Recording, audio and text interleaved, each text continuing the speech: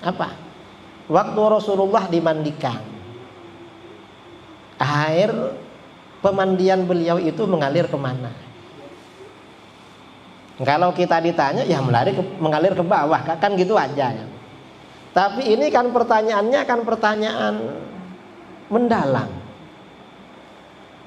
Ini kayaknya pertanyaannya serius, karena yang bertanya ulama besar.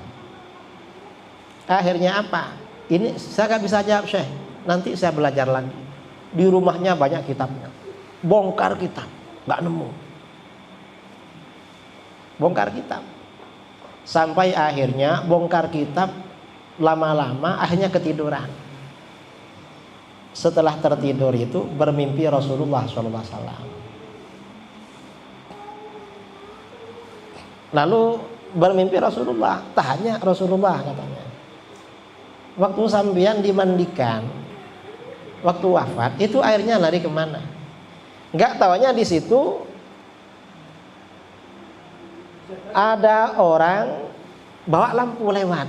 Tanya sama yang bawa lampu katanya. Ditanya, saya suruh tanya sama kamu, waktu Rasulullah dimandikan akhirnya kemana? Akhirnya bangun. Setelah bangun jumpa Syekh Sya'rawi. Saya tahu jawabannya katanya. Oh iya, saya tahu juga katanya. Apa? Kamu kan suruh tanya sama yang bawa lampu kan? Loh, kok tahu katanya? Oh, yang bawa lampu itu saya katanya. Assalamualaikum Pak Kiai. Assalamualaikum. Pertanyaan pertama, perbedaan antara Qadim dan Azali dalam kajian ilmu seperti apa ya Pak Kiai?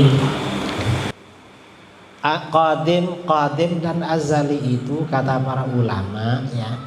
Kalau azali ini memang sifatnya Allah. Azali itu tanpa permulaan.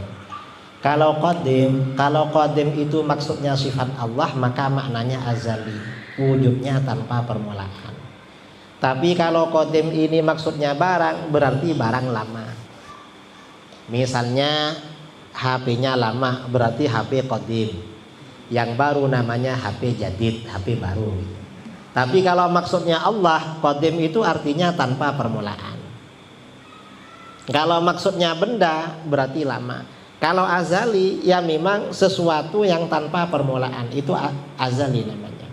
Dan wujudnya Allah tanpa permulaan. Kalau selain Allah ada permulaannya. Manusia ada permulaannya, bumi ada permulaannya, langit ada permulaannya. Kalau wujudnya Allah tanpa permulaan. Jadi itu. Pertanyaan kedua. Pertanyaan kedua, adakah syahadat itu rusak sehingga harus diulang lagi syahadatnya? Syahadat itu rusak bisa saja. Mengapa bisa rusak?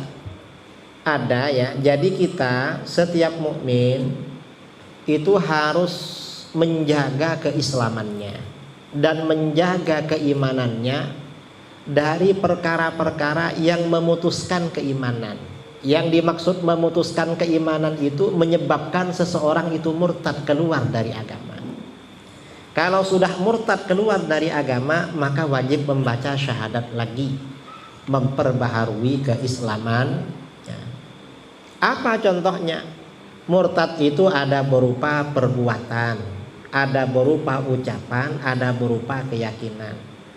Kalau perbuatan apa? Misalnya menyembah patung. Contohnya bagaimana? Kadang-kadang ya ada orang Islam dari Jawa, mungkin dari Sumatera jarang, rekreasi ke Bali.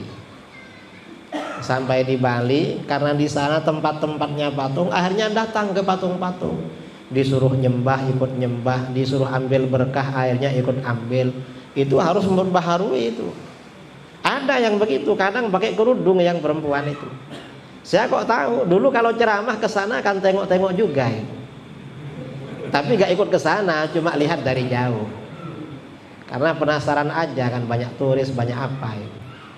Ingin tahu suasana aja.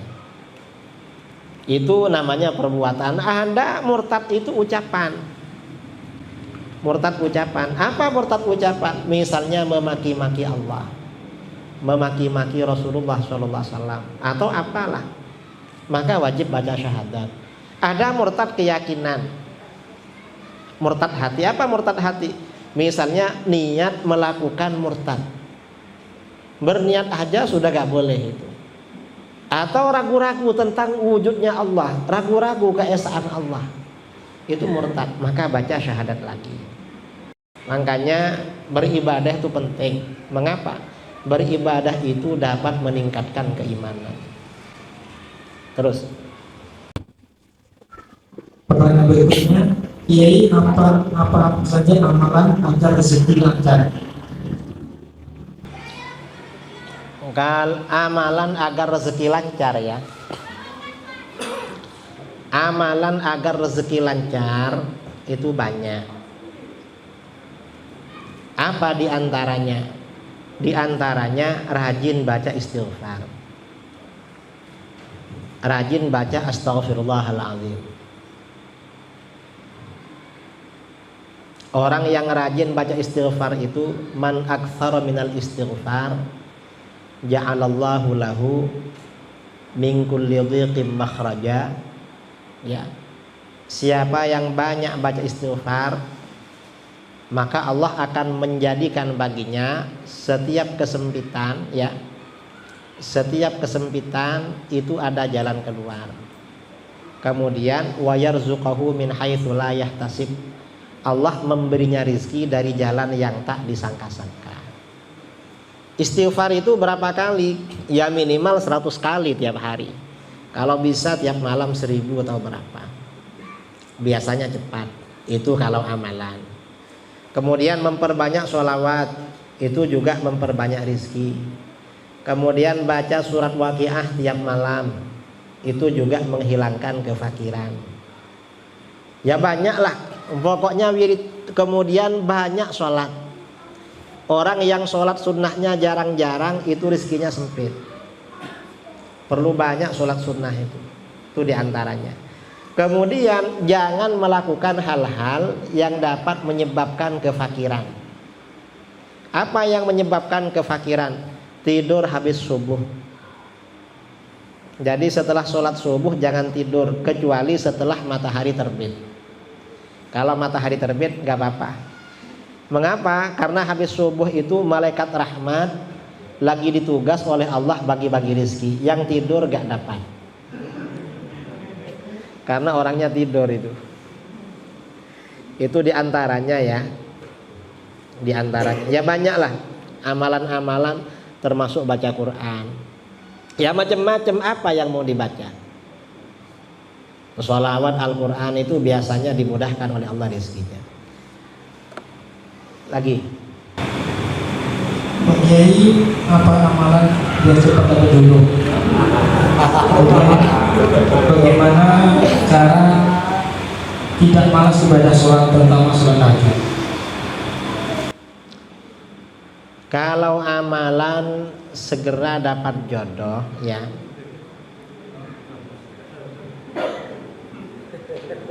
bisa sholat hajat ya. Sholat hajat ini banyak ya. Lalu setelah sholat hajat ya baca doanya sholat hajat itu yang ada di buku-buku itu, niatnya minta jodoh. Atau bisa baca ini, tapi bacanya tiap malam, agak panjang kalau ini.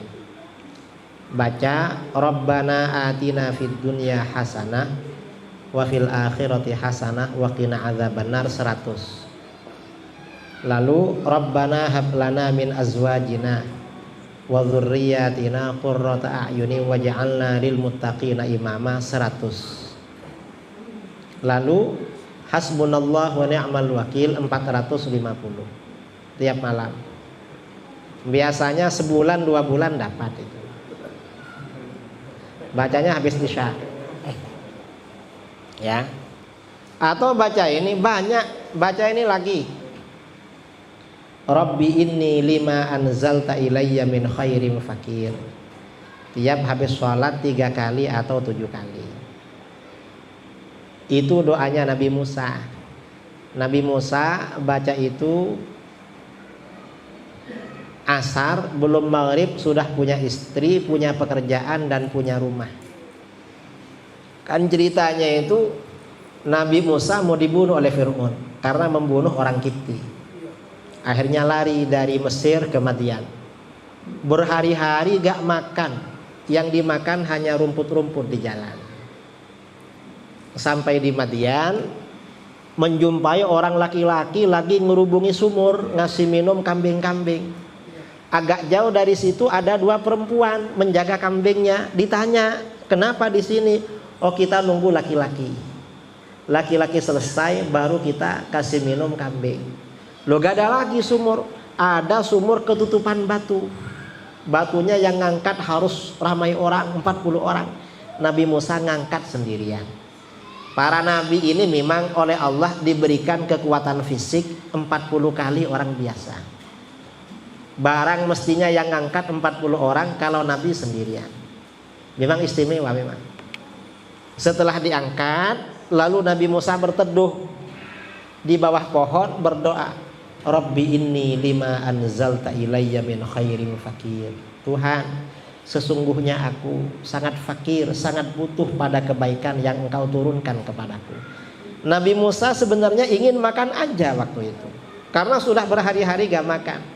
Ternyata apa? Sebelum maghrib diundang oleh Nabi Syu'ib karena dua putrinya ditolong, dikasih makan. Lalu ditawari anaknya yang tertua, lalu kawin, lalu dikasih rumah dan dikasih pekerjaan. Karena mas kawinnya Nabi Musa itu menggembala kambing selama 10 tahun itu. Kan enak sudah, pekerjaan, rumah dan jodoh langsung ada.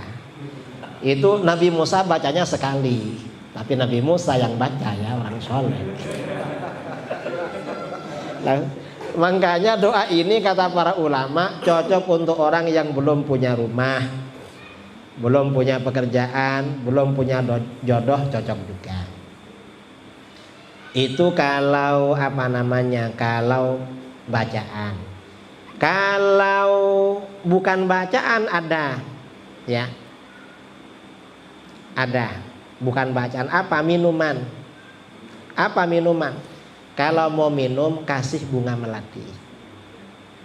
Di sini ada bunga melati. Sulit ya? Hah? Teh melati. Biasanya di kuburan bunga melati. Di mana biasanya? Hah? Jadi kalau punya saudara ya, punya keluarga, sudah waktunya kawin nggak laku-laku, kasih bunga melati. Ini ada cerita. Gak apa-apa cerita. Saya dulu oleh guru saya ditugas mengajar di Kalsel. Pas hari Sabtu, ada tetangga yang biasa bantu-bantu pondok datang ke pondok, kelihatan susah. Saya tanya, kenapa kok kelihatan susah Pak Ji? Susah Pak Ustadz, anak saya gak kawin-kawin. Anaknya laki apa perempuan? Perempuan Pak Ustadz. Ya kawinkanlah.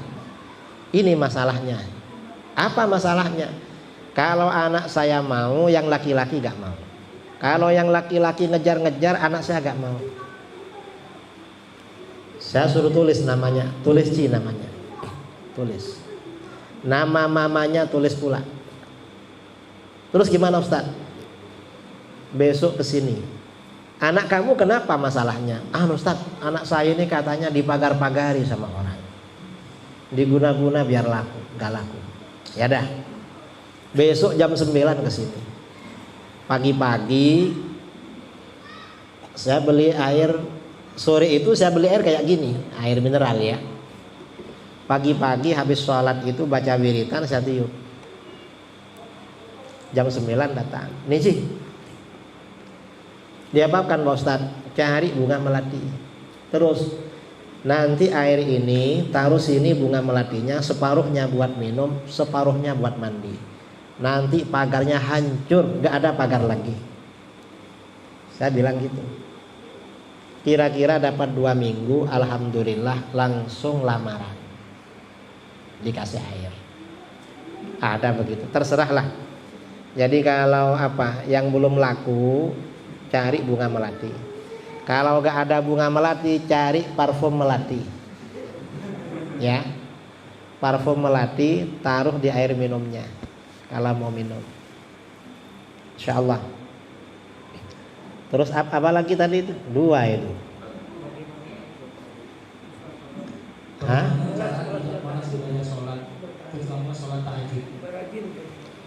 Kalau ingin sholat tahajud itu mulai habis sholat asar banyak berzikir, dan jangan nonton TV sampai tidur. Nanti bangun. Kalau habis isya nonton TV malas mau bangun, atau apalagi main HP, lihat YouTube apa, kecuali yang berfaedah. Karena rizki itu ada 2, ada rizki zahir. Kalau rizki zahir itu seperti makan, uang, maka itu kuncinya habis subuh jangan tidur. Ada rizki batin. Rizki batin itu ibadah tengah malam kepada Allah misalnya. Habis asar jangan melakukan hal-hal yang gak baik. Insya Allah nanti bangun. Caranya begitu kata para ulama. Terakhir, ada lagi? Masih banyak. Baca semua. Karena ini masih gak ada yang ngantuk ini lagi. Pertanyaan berikutnya, Yai, dari mana asal usul nama Habib Yai? Jadi nama Habib ya, keturunan Rasulullah SAW yang berlangsung sampai sekarang itu ada yang melalui jalur Sayyidina Husain, ada yang melalui jalur Sayyidina Hasan. Nah, yang keturunan Sayyidina Hasan ini biasanya dipanggil Syarif. Yang keturunan Sayyidina Husain biasanya dipanggil Sayyid. Jadi kalau Sayyid itu keturunan Sayyidina Husain. Nah, pada abad ke-10 itu ada Sayyid namanya Abdullah bin Abu Bakar Al-Idrus. Orangnya sangat alim. Nah, beliau Sayyid pertama yang diberi gelar Habib. Akhirnya Sayyid-Sayyid yang lain setelah itu banyak yang dipanggil Habib juga itu. Keturunan Rasulullah, asalnya dari Yaman. Ya karena memang para Habib ya, termasuk Sultan Syarif Qasim itu bukan bangsa Habib kan. Kan mungkin dipanggil Habib karena yang Sayyid keturunan Rasulullah yang banyak kesini memang dari Yaman, maka dipanggil Habib itu. Karena marganya Habib-Habib. Kalau di Mesir, di Lebanon nggak dipanggil Habib, dipanggil Sayyid atau Syekh gitu. Karena tradisi. Dan di sini dengan Yaman itu sama mazhabnya, sama-sama mazhab Syafi'i. Jadi begitu. Pertanyaan selanjutnya, bagaimana pendapat Pak Kiai tentang Arab Saudi saat ini berubah menjadi liberal, awal sudah bebas, terbuka, konser musik dan lain-lain? Apakah itu tanda kiamat semakin dekat ya? Ya memang ini fitnah akhir zaman saudara. Di Saudi ini sejak putra mahkota MBS Muhammad bin Salman, karena dia mendapat dukungan dari Barat, terutama Amerika dan Israel, menjadi putra mahkota dengan mengkudeta pamannya lalu abang sepupunya. Kan 2 kali kudeta, putra mahkota kan 2 kali dikudeta. Dia mendapat dukungan, ya apa namanya, kontraknya harus liberalisasi. Kekuasaan seperti itu memang. Ya ini termasuk tanda akhir zaman. Dan mungkin ke depan bisa lebih dahsyat lagi. Ya mudah-mudahan enggak lah. Karena di dalam hadis sabda Rasulullah SAW, latung qadhanna ural Islam urwatan. Sungguh simpul-simpul Islam akan diputus satu demi satu. Ajaran-ajaran Islam itu akan diputus, dihentikan satu demi satu.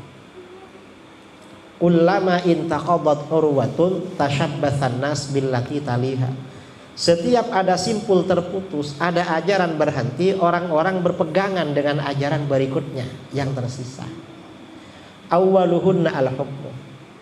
Simpul Islam yang pertama kali diputus adalah berhukum dengan hukum Islam. Umat Islam di mana-mana sudah tidak menggunakan syariat Islam.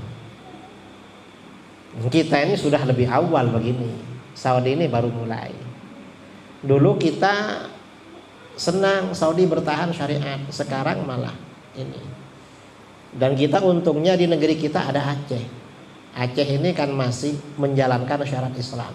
Walaupun nggak full ya, banyak kekurangan di sana sini. Dan ini kabarnya Padang, Sumatera Barat mau menerapkan syarat Islam. Ini nanti kalau Aceh, Padang, lalu Riau menerapkan syarat Islam bagus. Nanti seluruh Indonesia. Tapi ya akhir zaman ya pasti begitu memang. Tambah kacau. Ini Saudi. Dan Afghanistan itu diperangi oleh Amerika 21 tahun yang lalu. Kenapa? Karena menjalankan syariat Islam. Taliban itu. Sekarang karena Taliban masih menjalankan syarat Islam, nggak diakui oleh negara-negara Barat. Negara-negara Islam mau mengakui takut sama Barat. Memang tekanan konspirasi seperti itu. Ya kita nggak usah mikir yang besar-besar lah. Kita nggak mampu itu ya. Cuma kita perlu tahu kita ini bagaimana menjaga keluarga kita, lingkungan kita itu menjadi keluarga dan lingkungan yang baik. Itu sudah bagus. Kalau kita memikirkan yang besar-besar ya, misalnya memikirkan nasional, ya apa sekarang BBM naik, apa demo besok misalnya. Ini sudah waktunya naik kayaknya ya, walaupun di demo kayaknya nggak turun lagi. Cuma demo-demo aja. Ya cuma ya ada yang demo lah, untung lah kita ini kan agak tersalurkan jengkelnya. Tapi sudah naik memang. Kan naik. Tiket biasanya ke sini dulu 600. Saya awal-awal 2019 dari Surabaya Pekanbaru 600 dulu. Sekarang tuh 2 juta saudara ke sini. Berapa kali lipat? Wong ke Batam biasanya 250, 300, sekarang 700. Batam. Ngawur sekarang ini. Ya ini ya kalau kembali kepada kacamata agama karena banyak maksiat, banyak orang gak zakat, makanya harga-harga naik. Ini masalah MBS ya, sebenarnya ya bukan urusan saya itu. Terlalu tinggi. Saya ini ngurus musola sini aja lah di sini. Terus sambungan dari pertanyaan tadi, apakah ada kewajiban kita memuliakan Habib saat ini pakai, karena ada juga Habib yang berbilang tidak baik. jadi kita ini wajib mencintai Rasulullah Shallallahu Alaihi Wasallam. Rasulullah itu harus kita paling cintai. Makhluk yang paling kita cintai harus Rasulullah. Kalau enggak, iman kita kurang. Nah, karena kita ini wajib mencintai Rasulullah, maka kita juga mencintai apapun yang berkaitan dengan beliau. Sahabatnya kita cintai, anak cucunya kita cintai, umatnya juga kita cinta. Ya bukan cuma Habib lah, sesama umat Islam juga dicinta sama sebenarnya. Tapi Habib ya memang dicintai karena Habibnya itu dicintai. Kalau masalah penghormatan ya tergantung. Untuk yang alim dan soleh-soleh itu dihormati melebihi yang biasa-biasa. Kalau yang nakal-nakal kita ingatkan. Tapi ya tetap harus mencintai. Tapi penghormatannya ya di bawahnya yang baik-baik itu. Jadi bertingkat-tingkat seperti itu. Ya karena memang diperintahkan mencintai keluarga Rasulullah SAW itu diperintahkan memang. Ada hadis-hadisnya. Jadi harus mencintai. Sudah. Berikutnya, apa ciri-ciri orang yang meninggal dalam keadaan husnul khotimah? Orang yang meninggal husnul khotimah itu kadang bisa dilihat harinya. Misalnya meninggalnya hari Jumat, atau meninggalnya setelah melakukan kebaikan. Pulang dari musola habis sholat meninggal, oh husnul khotimah. Atau dia pulang dari silaturahmi saudara-saudaranya baru meninggal. Atau dia pulang setelah bersedekah baru meninggal. Atau Ya pokoknya ciri-cirinya yang paling nampak sebelum meninggal yang dia kerjakan apa itu. Itu husnul khotimah. Termasuk orang yang meninggal kerja. Itu husnul khotimah. Berangkat kerja kecelakaan. Tapi mudah-mudahan enggak ya. Selamat aja lah. Anaknya masih kecil-kecil. Itu mati syahid itu. Atau meninggal jauh dari kampung halamannya, dia lahir di Padang atau lahir di Aceh atau lahir di Rengat atau di mana, pindah ke sini meninggal, itu bisa mati syahid. Jadi tanda-tanda husnul khotimah itu banyak. Yang husnul khotimah itu kalau sebelum meninggal habis karaokean meninggal misalnya. Ya pokoknya yang maksiat itu kalau meninggal, nah itu khawatir suul khotimah. Pokoknya sebelum meninggal melakukan kebaikan, itu tanda-tandanya husnul khotimah. Kalau secara fisik biasanya menoleh ke kanan atau tersenyum atau lihat menoleh ke kanan. Kalau menoleh ke kiri khawatir suul khotimah. Tapi kita ya gak bisa memastikan kalau orang meninggalnya oh itu suul khotimah, gak bisa. Karena itu perkara gaib, hanya Allah yang tahu. Pokoknya yang meninggal itu muslim, kita doakan kepada Allah. Mudah-mudahan dosa-dosanya diampuni. Sudah. Ada lagi? Pertanyaan berikutnya, Pak Kiai, apakah baginda menggunakan celana cingkrang? Hah? Celana cingkrang. Jadi begini ya. Pakaian itu tidak harus seperti Arab. Pakaian itu tergantung budaya dan kultur masing-masing. Itu tergantung. Jadi begitu. Lalu bagaimana hukum cingkrang? Kalau cingkrang itu niatnya ikut Rasulullah SAW dapat pahala. Tapi walaupun begitu jangan menyalahkan yang celananya sampai mata kaki atau di bawah mata kaki. Mengapa? Orang pakai sarung atau jubah celana di bawah mata kaki haram itu kalau niatnya karena sombong. Dan itu bukan orang sekarang, itu orang jahiliyah dulu. Budaya jahiliyah, kesombongan itu diekspresikan dengan baju yang menjuntai di bawah mata kaki. Kalau orang Islam enggak, apalagi orang Pekanbaru. Orang Pekanbaru ini sombong bukan karena celana di bawah mata kaki. Sombong itu kalau ke musola naik Alphard, itu baru sombong namanya. Kalau sarung ya, sarung di bawah mata kaki. Sarungnya hadiah dari masjid. Apanya yang sombong? Kan ada ya sarung yang harganya murah itu, setiap dinaikkan berjalan dapat 2 meter turun lagi. Kalau itu diharamkan ya gimana? Jadi gak apa-apa pakai cingkrang. Tapi seandainya lurus mata kaki juga gak apa-apa. Yang penting niatnya lah. Karena sarung itu gak harus, pakaian itu gak harus seperti Arab, tergantung budaya masing-masing. Karenanya ketika para ulama Arab berdakwah ke sini dulu-dulu, bangsa kita pakaiannya gak diganti pakaian Arab. Pakaian Arab ini baru-baru ini setelah era 90-an atau tahun 2000-an kan ya. Orang pakai jubah. Saya itu sejak ada di pondok dulu pakai sarung. Pulang dari pondok ceramah kemana-mana gak pernah pakai jubah, pakai sarung biasanya.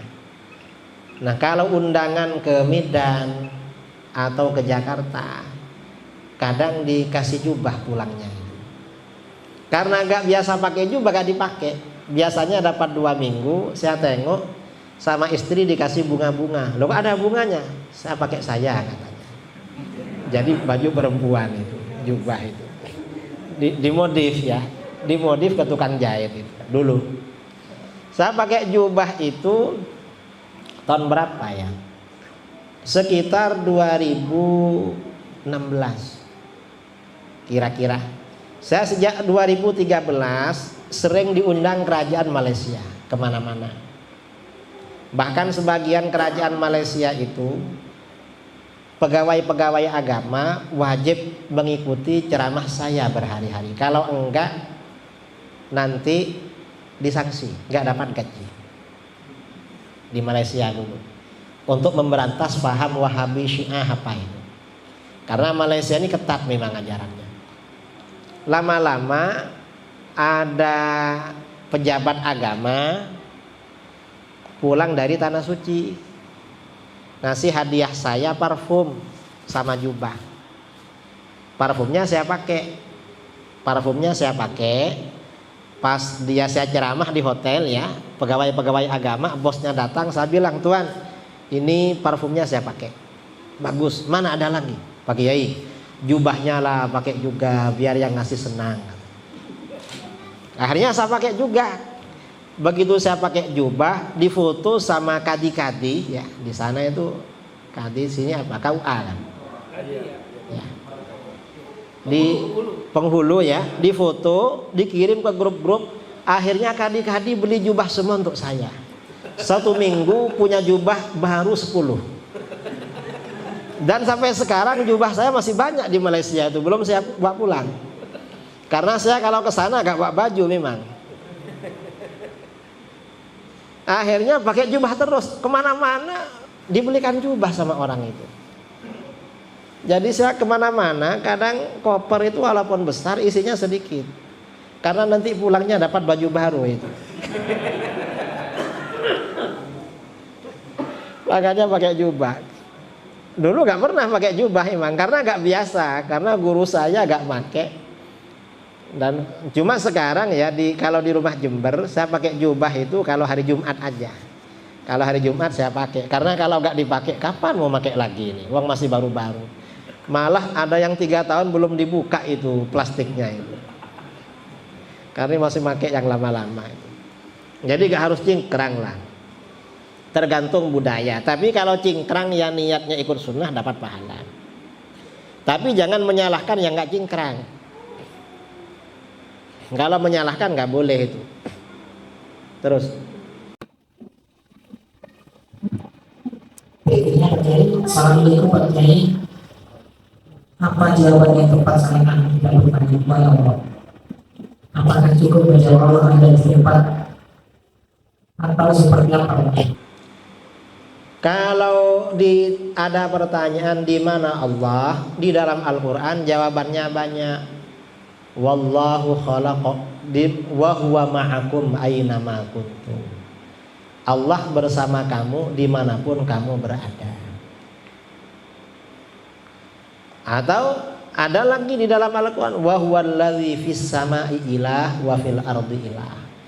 Dialah Tuhan, yang Tuhan di langit dan Tuhan di bumi. Di Al-Quran banyak jawabannya. Nah, itu kalau jawaban pakai Al-Quran. Kalau jawaban pakai ilmu akidah, Allah di mana? Allah jangan ditanya di mana, karena mana-mana itu tempat, dan tempat itu ciptaan Allah. Karenanya kata ulama-ulama salaf, kalau ditanya aina Allah, Allah di mana? Jawaban para ulama kita dulu, allazi khalaqal ain la yuqalu lahu ain. Tuhan yang menciptakan mana-mana, jangan ditanya di mana. Makanya di dalam akidah Ahlus Sunnah ada sifat qiyamuhu binafsihi. Allah berdiri pada zatnya sendiri. Maksudnya apa? Allah gak butuh pada tempat. Karena yang namanya butuh itu sifatnya makhluk, bukan sifatnya khaliq. Langit, bumi, arasy semuanya makhluk. Allah itu ada sebelum terciptanya tempat. Berarti Allah maha suci dari tempat. Allah juga tidak bertempat. Tapi Allah maha tahu apa yang kita lakukan. Jangankan yang kita lakukan, apa yang terbersit dalam hati kita Allah tahu. Karenanya kadang-kadang ya, di dalam Al-Quran itu ya, apapun yang kita lakukan oleh Allah dibalas. berbuat jahat dibalas dengan musibah oleh Allah. Kalau perbuatannya baik, rahmat Allah semakin banyak. Kalau kemaksiatan, musibah. Kadang-kadang tiba-tiba pikiran sumpek. Nggak ada masalah kok sumpek. Oh, berarti hati kita pernah punya rencana maksiat, cuma nggak terlaksana. Kadang kan pernah kan, lagi nakal, lagi apa, ingin sekali maksiat. Cuma mungkin nggak ada kesempatan atau apa, nggak terlaksana. Dibalas oleh Allah. Mengapa? Allah tahu. Jadi Allah itu tahu pada kita. Karenanya orang itu semakin dekat dengan Allah, apa yang terbersit dalam hatinya biasanya langsung dibalas oleh Allah. Apa yang terbersit itu kalau orang-orang dekat pada Allah, nggak perlu memohon kepada Allah. Cuma kalau orang itu derajatnya tinggi, biasanya disangsi kalau urusan dunia. Kalau urusan dunia disangsi oleh Allah. Ada ulama besar terkenal wali, namanya Imam Ibrahim bin Adham. Suatu ketika beliau sangat ingin minum susu dan makan roti. Ada keinginan minum susu, makan roti. Pagi-pagi ke masjid, masuk ke kamar mandi. Di kamar sebelah ada orang mandi, bajunya dicuri maling. Ada maling mencuri. Nah, beliau yang mandi di kamar sebelah keluar dari situ, dipukul, dikeroyok, dituduh yang mencuri baju sebelah. Ini mencuri, katanya mencuri. Setelah dipukul, akhirnya ada yang tahu kalau beliau seorang ulama. Loh, ini Syekh Ibrahim, ini Buya Ibrahim bin Adham kok dipukul. Minta maaf. Akhirnya minta maaf semua. Dibawa ke rumah yang mukul itu. Sampai di situ beliau dikasih hidangan roti dan susu. Kata beliau, ini kemarin gara-gara ingin minum susu dan makan roti harus dipukul, dikeroyok-keroyok. Mengapa? Karena orang ini kalau makomnya tinggi gak boleh melirik dunia. Memang harus mikirkan Allah saja, harus berzikir terus. Ini kalau orang makomnya tinggi dikasih oleh Allah, cuma disangsi. Karena kalau ingat sama susu kan lupa pada Allah itu. Kalau sampai ingat susu sama roti. Ya kalau kita ini ingin apa gak pernah disangsi. Karena kita ini bukan orang khusus kan ya. Bukan wali, bukan apa gitu. Malah walaupun kadang niatan di hatinya, pikirannya gak bagus, gak ada sanksi. Mengapa? Allah gak peduli dengan kita. Gak dipedulikan. Kalau orang-orang yang istimewa di hadapan Allah, itu harus selalu berzikir pada Allah. Allah tuh tahu. Allah tuh tahu. Ya kadang-kadang pengetahuan Allah itu pada kita itu ditampakkan melalui orang. Ada seorang ulama besar ya, biasanya di Pekanbaru, di Medan, di Aceh, di Padang. Thariqahnya ini kan Naqsyabandiyah Khalidiyah atau Khalidiyah Naqsyabandiyah. Mengapa disebut Khalidiyah? Karena thariqat Naqsyabandiyah melalui Maulana Syekh Khalid bin Husain Al-Baghdadi An-Naqsyabandi. Maulana Khalid ini asalnya orang alim, yang paling alim. Setelah alim, ingin fokus ibadah pada Allah, ikut thariqah. Akhirnya berjumpa seorang ulama di Madinah. Ada orang soleh jumpa dia. Saya minta nasihat Syekh, gimana saya agar menjadi orang soleh? Kamu jangan berburuk sangka sama orang, katanya. Jangan gampang buruk sangka sama orang. Jaga hatinya, ingin gak buruk sangka sama orang. Hari Jumat biar dapat onta, berangkat pagi-pagi ke Masjidil Haram. Baca sholawat di situ. Berangkat pagi-pagi. Pas dia baca sholawat, baca dalail, tiba-tiba ada seorang laki-laki nggak sopan bersandar ke Ka'bah begini. Mestinya kan menghadap ke Ka'bah. Orang ini bersandar malah. Lalu hatinya beliau bilang, ini nggak sopan ini. Bersandar ke Ka'bah. Mestinya kan menghadap. Ternyata laki-laki itu wali Allah. Langsung bilang, hei, kamu minta nasihat kemarin sama ulama Madinah, jangan buruk sangka. Buruk sangka sama saya kamu, katanya. Saya ini orang mukmin. Orang mukmin menurut Allah lebih mulia daripada Ka'bah. Kamu yang jangan menyakiti saya dengan hati kamu ini. Akhirnya minta maaf, nangis.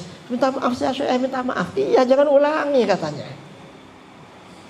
Nah, artinya apa? Orang itu kadang ya, orang. Allah itu kan maha tahu. Apa yang kita terbersit dalam hati itu dibalas, disangsi oleh Allah. Cuma kadang melalui orang. Melalui orang soleh kadang. Tapi yang begininya juga orang yang khusus-khusus itu. Kalau yang biasa-biasa ya dibiarkan kadang itu. Harus masih rajin ngaji lagi gitu. Akhirnya beliau minta petunjuk, berguru sama itu. Saya minta petunjuk. Kamu gurunya kamu bukan di sini. Kamu harus ke India. Akhirnya beliau ke India, ikut Thariqat Naqsyabandiyah itu. Asalnya orang Irak asalnya. Jadi dulu ya orang itu mencari thariqah, mencari wusul ya macam-macam lah. Dan ada ujian-ujiannya. Mengapa begitu? Allah ini kan maha tahu. Makanya di dalam Al-Quran, wa huwa ma'akum aynama kuntum. Allah bersama kalian dimanapun kalian berada. Artinya Allah maha tahu. Kadang-kadang seorang mukmin pikirannya susah, sumpah. Tapi dia rajin sholat. Besok ini makan apa? Misalnya 2 hari lagi harus bayar ini. Tiba-tiba dapat 2 jam ada telepon. Nanti bayarannya kamu dibayar besok. Itu sebenarnya respon dari Allah itu.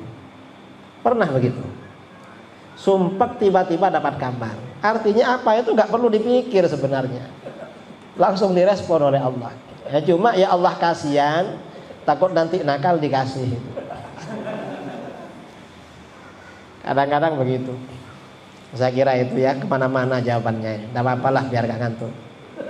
Terus berikutnya perlukah kita bermasalah dan seperti apa yang sesuai dengan Ahlussunnah dan yang tidak sesuai dengan Ahlussunnah.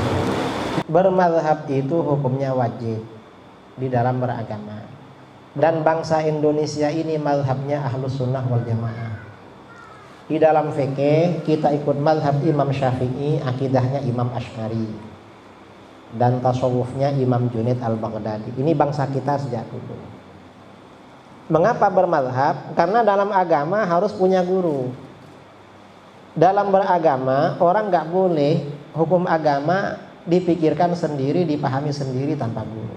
Gurunya punya guru. Gurunya punya guru juga. Bersambung sampai kepada baginda Rasulullah SAW. Nah, yang menjaga hubungan kita dengan guru-guru secara bersambung, ini sistem yang namanya mazhab.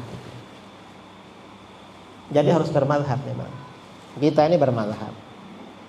Kalau yang di luar itu, yang nggak bermazhab, itu bahaya itu. Bisa merusak terhadap tatanan hukum kalau tidak bermazhab. Ada lagi, terakhir. Assalamualaikum warahmatullahi wabarakatuh. Kita sebagai umat muslim selalu diserukan untuk menjalankan Islam secara kafah, itu salah satu. Kita ketahui bahwa pada saat ini Islam tidak diterapkan secara kafah. Contohnya seperti hukum potong tangan, kisos, rajam, cambuk dan sebagainya. Bagaimana hukumnya umat Islam saat ini yang tidak menerapkan Islam secara kafah? Apakah berdosa atau tidak tadi? Menjalankan hukum Islam secara kafah itu hukumnya wajib. Itu kalau mampu. Kalau gak mampu gak apa-apa. Itu tidak dijalankan karena gak mampu. Tapi kita harus punya keinginan itu terjadi. Jangan sampai kita ini lost. Gak ada kerinduan, harus ada keinginan. Kita ini gak menjalankan karena gak mampu aja. Dan ke depan mungkin semakin gak mampu. Karena Islam memang seperti itu. Sabda Rasulullah SAW, Bada'al Islamu ghariban wa sayaudu ghariban kama bada. Islam ini pertama kali muncul terasing. Fase pertama Rasulullah berdakwah sembunyi-sembunyi dari rumah ke rumah. Gak berani ceramah terbuka kayak gini, di rumah diam-diam. Fase kedua Rasulullah ini dakwah secara terang-terangan. Setelah terang-terangan dihantam kanan kiri saudara. Akhirnya apa? Sebagian sahabat kira-kira 80 orang hijrah ke Ethiopia. Sampai akhirnya Rasulullah tertindas. Akhirnya umat Islam dan Rasulullah hijrah ke Madinah. Setelah Madinah semakin kuat. Karena antara Islam dengan non-Islam ini punya bargaining politik. Dan posisinya sama. Ketika di Mekah kan posisinya kelas 2 kan, ditindas-tindas sama Quraisy, sama orang-orang musyrik, karena dianggap ajaran baru. Setelah di Madinah, ternyata Rasulullah ini posisinya setara dengan yang lain. Lama-lama Rasulullah semakin kuat, agama-agama lain semakin lemah, lalu Islam terjadi secara kafah. Nah, di akhir zaman ini ke belakang lagi. Dulu kan ketika masih Sultan Syarif Qasim ya, masih kesultanan Islam. Islam ini berkuasa. Lalu datang penjajah. Setelah merdeka, Islam ini setara dengan agama lain yang namanya NKRI, Republik Indonesia. Kan setara kan? Nah, kita ini khawatir nanti malah kita di bawahnya. Karena dulu asalnya kan begitu kan, Islam di bawahnya. Apa nanti di bawahnya kita ini? Karena kita agak tahu yang mengendalikan negara kita ini apa yang muslim apa enggak. Apalagi setelah kasus Pak Sambo ini. Kalau kiai-kiai itu ya menjelang hari raya kan biasa dikirimi parcel oleh Kapolri, Kapolda. Sebenarnya enggak ingin dikirimi itu. Cuma mau menolak kan takut kan. Setelah kejadian Pak Sambo mikir-mikir, apa hasil itu juga yang dikirim.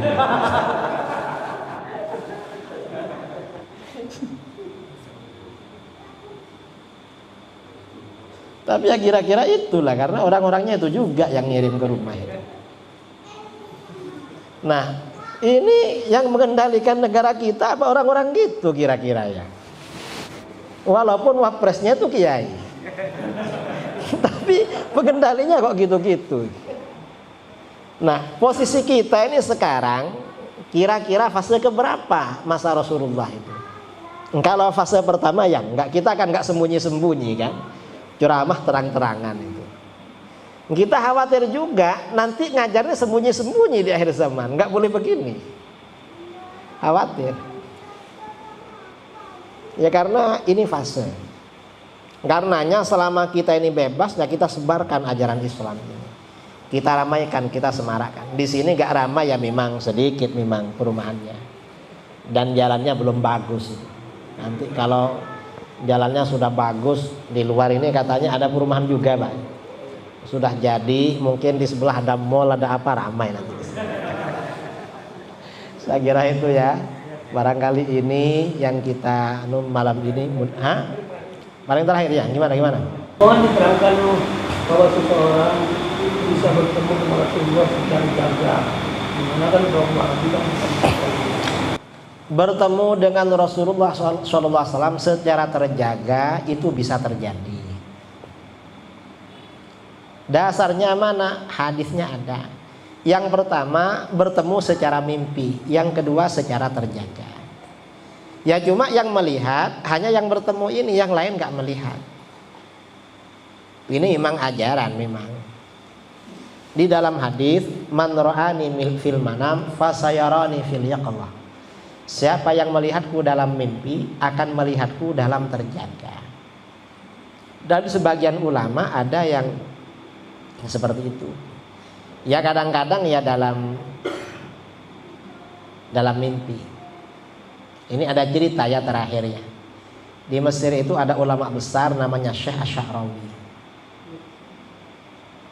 Suatu ketika ada muktamar internasional di Mesir. Lalu Syekh Asy'arawi ini tanya sama narasumber yang paling top di situ. Saya mau tanya katanya. Apa? waktu Rasulullah dimandikan, air pemandian beliau itu mengalir kemana? Kalau kita ditanya, ya mengalir ke bawah, kan gitu aja kan. Tapi ini kan pertanyaannya kan pertanyaan mendalam. Ini kayaknya pertanyaannya serius, karena yang bertanya ulama besar. Akhirnya apa? Ini saya gak bisa jawab, Syekh. Nanti saya belajar lagi. Di rumahnya banyak kitabnya. Bongkar kitab, gak nemu. Bongkar kitab. Sampai akhirnya bongkar kitab, lama-lama akhirnya ketiduran. Setelah tertidur itu bermimpi Rasulullah SAW. Lalu bermimpi Rasulullah, tanya Rasulullah katanya, waktu sambian dimandikan, waktu wafat itu airnya lari kemana? Nggak taunya di situ ada orang bawa lampu lewat. Tanya sama yang bawa lampu katanya. Ditanya, saya suruh tanya sama kamu, waktu Rasulullah dimandikan airnya kemana? Kata yang bawa lampu itu, airnya Rasulullah itu menyebar ke seluruh dunia tempat dibangunnya masjid-masjid. Akhirnya bangun. Setelah bangun, jumpa Syekh Sya'rawi. Saya tahu jawabannya katanya. Oh iya, saya tahu juga katanya. Apa? Kamu kan suruh tanya sama yang bawa lampu kan? Loh, kok tahu katanya? Oh, yang bawa lampu itu saya katanya.